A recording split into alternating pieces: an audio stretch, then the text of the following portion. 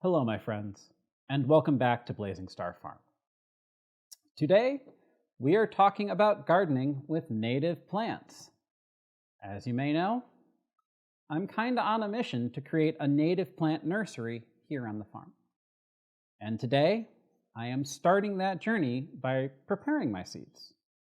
Today, we're talking about cold stratification. So what exactly is cold stratification? Essentially, it's a process that many native seeds require in order to germinate. Cold stratification involves exposing these seeds to cold temperatures and sometimes some moisture for a period of time. We usually do it over the winter months, and we do that in order to simulate the natural processes that would occur in nature during this time of year. If we don't, we aren't going to see much germination, if any. There. That's stratification.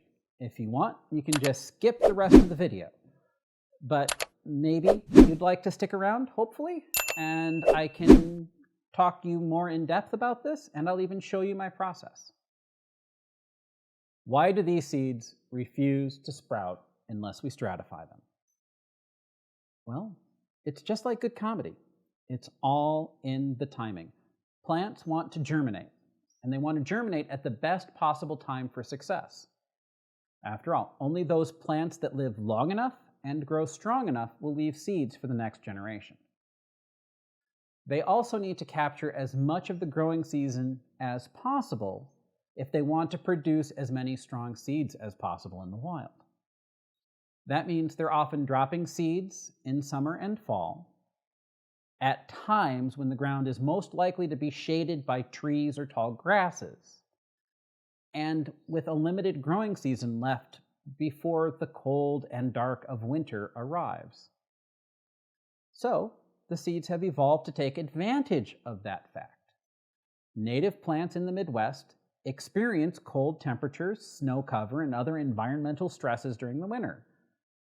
It's this prolonged exposure to winter conditions that triggers certain biochemical processes in the seeds, and these prime it for germination.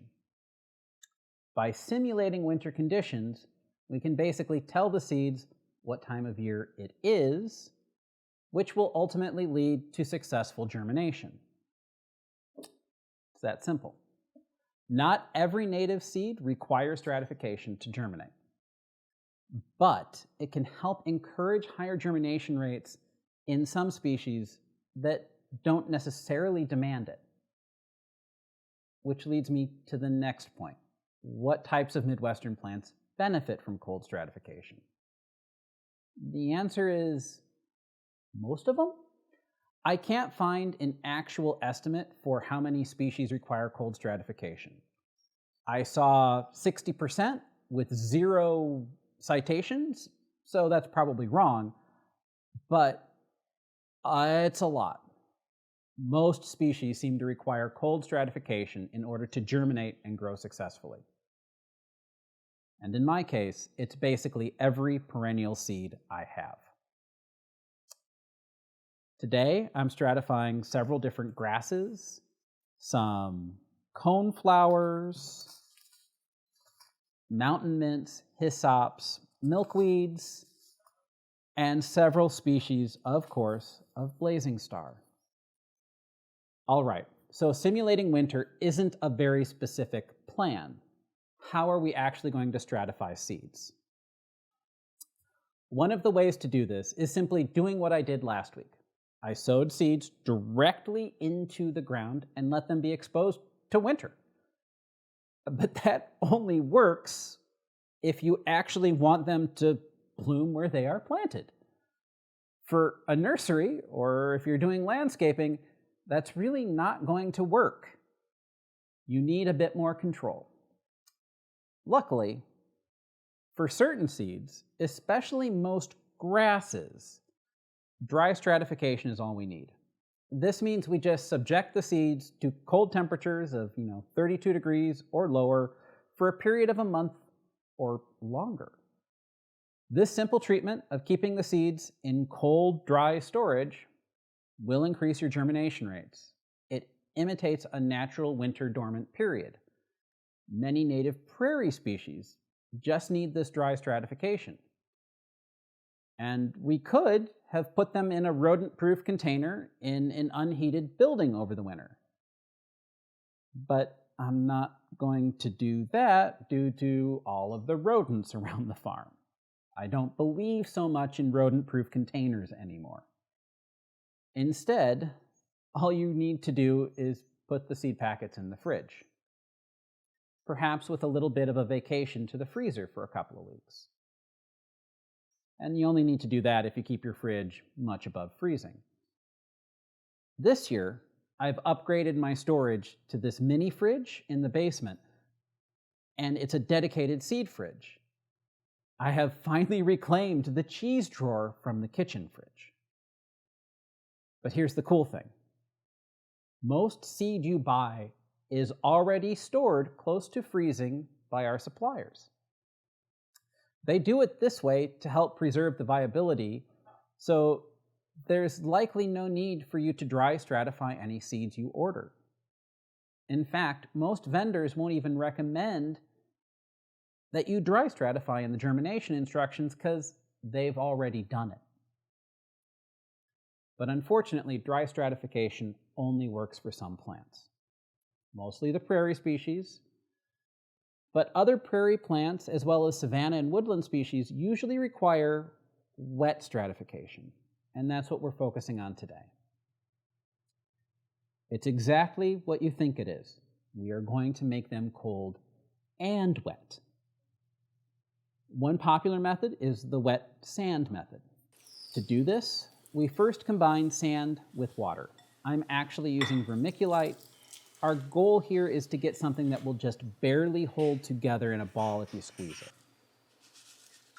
Once we have about a golf ball sized amount of sand, we mix the seeds into it and put the entire thing into a labeled Ziploc bag, and we put the bag in the fridge for the next several weeks. Another method is the paper towel method. So to do this, I wet a paper towel and then I wring it as dry as I can. Then I put seeds, I spread the seeds into a single layer over half of the wet paper towel, and I fold it over the top.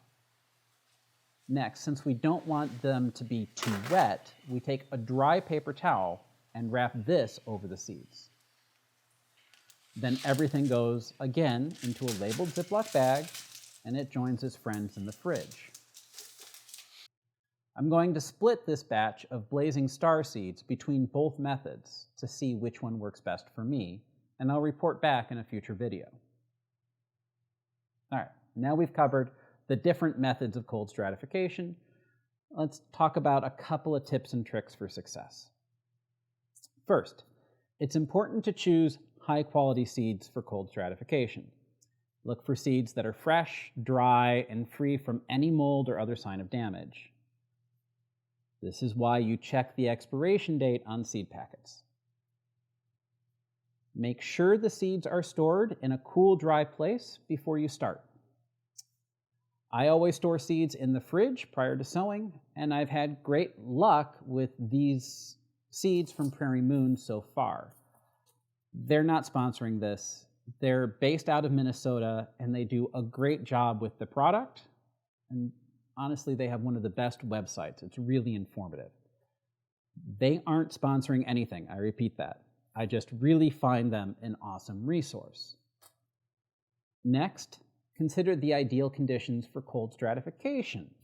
In general, you want to keep the seeds at a temperature of around 40 degrees Fahrenheit. That's about 4 degrees Celsius, with some moisture to help them germinate. However, the specific temperature and moisture level can vary pretty wildly depending on the type of seed you're working with. For example, some seeds require a period of moist cold, followed by a period of warm moist conditions, and then another period of cold.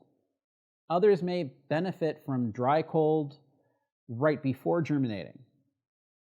Do your research on the specific seed you're working with to determine the best method and conditions.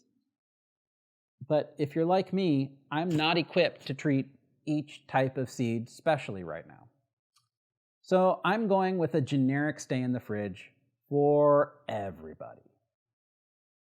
I knew I'd be taking a one-size-fits-all approach, though, when I ordered the seeds. So I tried to select seeds that have similar requirements for this batch to start with. Timing is also important when it comes to cold stratification. In general, you'll want to start the cold process in late fall or early winter so that the seeds can undergo whatever required period of cold they have. More is not really that detrimental most of the time. However, the specific timing may vary depending on the type of seed you're working with and your local climate. I'm intentionally going a bit later this year, but I need a bit of extra time to prepare my greenhouse to receive the plants and my landscaping for where they're planted this spring. We also, in this area, have a bit of a slow start to spring and a very late start to winter.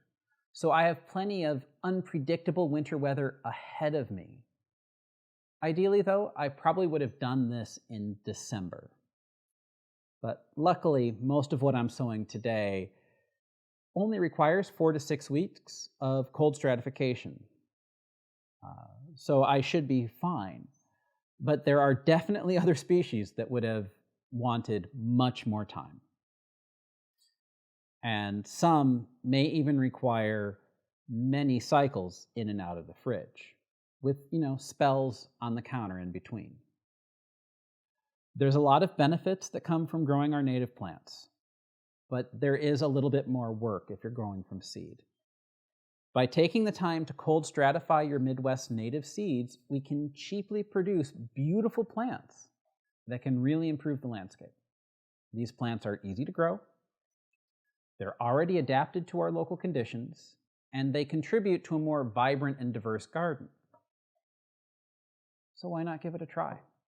With a little patience and some careful planning, we can create and add a bit of the wild back to our gardens. Thanks for joining me, my friends. See you next week.